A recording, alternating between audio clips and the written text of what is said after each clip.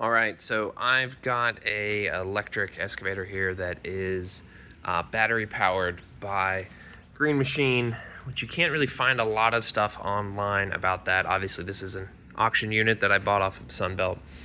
So when I got it, no response from the key, charger wouldn't work, couldn't really figure out anything, so I took the top off, moved the battery bank a little bit so I get to these wires here.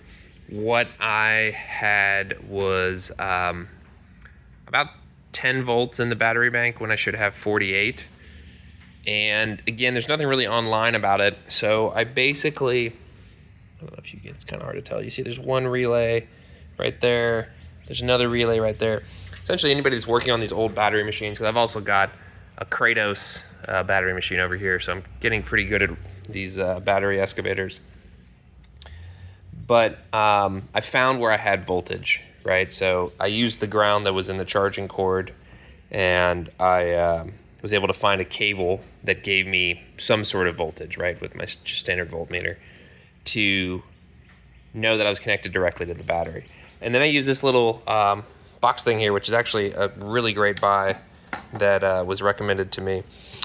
But it's a variable voltage, so I can set where I want the voltage to stop. In this case, I set it at 48, and then I can set my amps. So when I first started this, I had my amps turned down way low, so I was only putting like maybe 2 amps into this battery bank while I was doing that to slowly bring it back to life. And then as the voltage got higher, like as I got to my 30s, I started upping the amps, and then getting closer to 40, I kept upping the amperage, which was a great controlled way to bring this battery bank back. Because every time you plug it into a charger, if you don't know, they have to see voltage, they have to have a controller come on, there's things that have to happen for that charger to even work to charge the battery. This thing basically overrides all of that. So it's dangerous, you can screw yourself up if you leave it unsupervised, but it's a great tool to have, especially if you're trying to bring a battery back for something like this.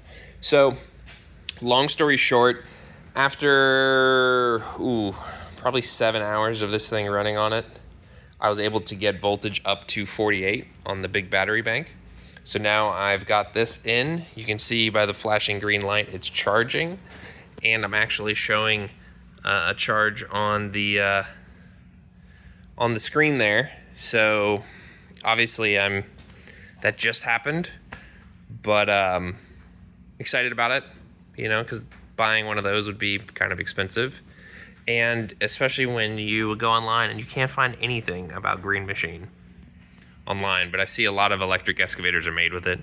So that's my helpful video